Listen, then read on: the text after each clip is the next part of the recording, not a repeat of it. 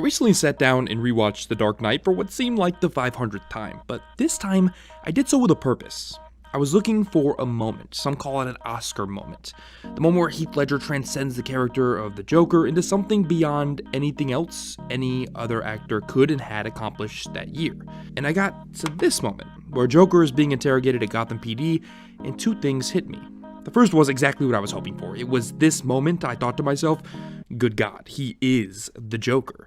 But I also couldn't shake the feeling that I had just watched this very scene. Here. Okay, I'm sorry. That these two scenes accomplish nearly the same things for the character and the actor. See, this in my opinion is an Oscar-winning Joker scene, and this, in the Academy's opinion, is as well. But the question is, well, why? How? So let's break down the anatomy of these scenes. Don't talk like one of them. You're not. Even if you'd like to be. I think it starts with motivation. Why are these characters here? These two scenes share a lot of parallels in that regard. Arthur finds himself face to face with someone he believes completes him in his own twisted way. He believes he's face to face with a man he once wanted to be. In a way, Murray is the thing he needed to feel whole. He needs the recognition, and he's here by choice. He's here to make himself heard, seen. It's a moment of misdirection for the audience itself, but we'll come back to that. This is the moment that the movie completes its journey. Arthur is ready to end it all. A life is on the line. What we don't know is one of two has to go. Whereas the Joker is facing a similar reality. As he says, I don't want to kill you. What would I do without you? Go back to ripping off mob dealers? No, you complete me. Batman is his motivation. Batman completes the Joker. He is the sole foundation of his anarchy, and he's here too in an almost climactic way to make his point to the Bat. And he's also here by choice. And here too is a climactic moment with two lives on the line. Again, one has to go. It's also, which again we'll come back to, is a moment of manipulation, as is Arthur's. We don't know what he does, that he wanted to be caught. And throughout these two scenes, both Joaquin and Heath articulate a single feeling: control. This scene is Joaquin acting with a total understanding of the moment and the character, acting in complete control. Every facial movement is precise, every vocal inflection with purpose. You're awful, Murray. Me? I'm awful? Oh yeah, how am I awful?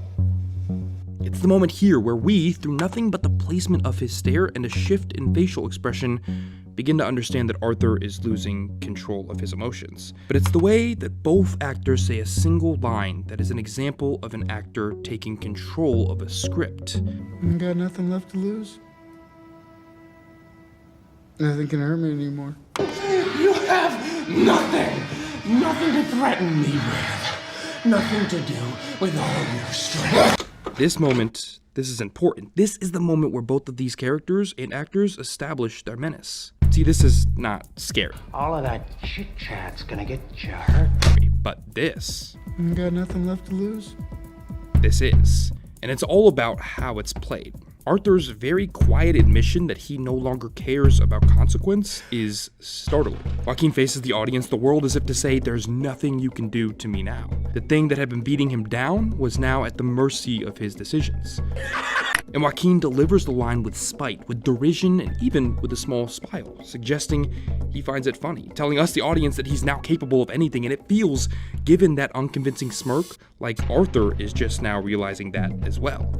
And this undresses the feeling of comfort for the people watching the show, Murray, and us, the viewer. We think we know what's about to happen. Arthur's going to end his life, but Joaquin's roller coaster of inflection, tone, and facial cues throughout this scene begins to make us uncertain. This shot also helps. In it, we can no longer make out Arthur. It's just a blurry image of something horrifying. We only see the makeup, the duality of Arthur's personality displayed in two separate shots. A coming out party for the Joker, if you will. But the Joker here is articulating kind of the same thing, but instead of the world or to the audience, it's to Batman. Heath doesn't hide the irony of the situation. He laughs with certainty in Bruce's face as he lets him know that in this moment, he is invincible. He can't be hurt. Batman won't kill him. He's winning. He is free. And through a smile that never leaves his face, once Batman lifts him off the ground, he takes a beating from Bruce, but he laughs. Heath keeps a frightening smile on his face. He shows us the pain that he's in with every punch and moment of impact, but he smiles as he winces. And before that, throughout this entire encounter, he was convincingly certain.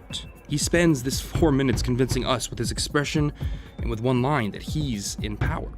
But it's nuance in these performances that drive home their impact. You're awful, Murray. Me? I'm awful? Oh yeah, how am I awful?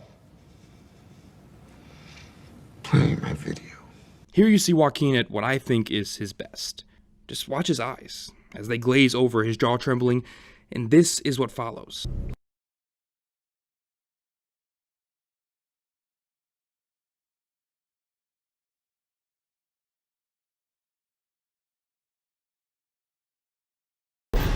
And in 5 seconds, through nothing but inflection, through nothing but his eyes, we know he's snapped. And that very depressed, very angry look shifts quickly to the rest of his face. That rage shifts to a sad smile. Tears fill Phoenix's eyes. We see him putting on a face, almost like the makeup. And in that face, we see him struggle with the decision that he's about to make. We see sadness, humanity, and it's frightening because we know he's just made up his mind. And even he's having an upsetting realization of what he's about to do. But there's a separation here between the performances that is worth talking about. Me? I was right here. Where these two performances really distinguish themselves and where the two performances elevate themselves beyond traditional superhero fare is in how these actors choose to portray stress. Heath plays this scene in its entirety with the knowledge that the Joker has the upper hand. He's cold, he takes his time, he never raises his voice even after a joke. A smile is never cracked, at least not a real one, until Bruce loses his cool. This is a character at his most calculated. He wants Bruce to know that he's winning, and as Bruce does lose control, Heath's laugh becomes almost sarcastic. That smile creeps up on his face. It's almost condescending. As the situation escalates, Heath's ability to be menacing without pushing towards manic articulated just how much of a threat Heath's Joker is, just how certain and premeditated this behavior is. Through nothing but a moment where his inflection shifts and his eyebrows lift, we begin to question just how much we and Bruce understand about what's really going on. Throughout the entire scene, he manages to portray dominance quietly. It's Bruce who can't control himself. Arthur, Joaquin, on the other hand, plays heavily into the manic nature of the character. This scene is a slow descent into madness, a microcosm of the entire film. Instead of quiet dominance, Joaquin's Joker suddenly doesn't feel heard, as Murray slowly takes control over the interview. Arthur came here to be seen, and suddenly his voice is being silenced, so we slowly watch as Phoenix begins to violently display his rage, and you could see it in his face. Here Arthur needs to be seen, and as Murray begins to dictate the interview, he no longer feels he can do that with just a smile and a shocking statement. As an inverse to the Joker scene, Murray maintains the upper hand. Murray never loses his cool, forcing Arthur to be brasher and brasher until he's forced to act before the moment slips away. Joaquin's ability to articulate every bit of Arthur's personality in those 4 minutes is unreal. He's at once insecure, angry, excited, joyful, uncertain, and evil. We see him go from Arthur Fleck to the Joker in just a single scene. Look, winning an Oscar is an incredible achievement, but win or loss, it's not what defines a great performance. It is, after all, just an award. But what Joaquin Phoenix and Heath Ledger accomplished individually are two of the best realizations of a pre-existing character in modern cinema. They are not the same performance, and there is no winner between the two. They took very different approaches to the Joker. Heath's more villainous, controlled insanity versus Phoenix's unhinged descent to that very reality. They are two very different people, two very different characters, but they both deserve the recognition. Comic book film or not, hangover director or not, these performances will be looked at for direction and inspiration for years. The Joker will never be forgotten, and Arthur will never go unheard again. Can you introduce me as Joker? That is it for this episode of Nostalgic, guys. If you stick around for about 15 more seconds, I do have a quick message for you guys that could really help me out. But first, if you enjoyed the video, press that like button. If you haven't yet done so, press subscribe. That way you won't miss anything that I put out on this channel in the future. So part of what inspired me to make this video was Travis Langley's audiobook, Batman in Psychology. I listened to it on Audible, and they happened to reach out to me, and they were kind enough to sponsor this video.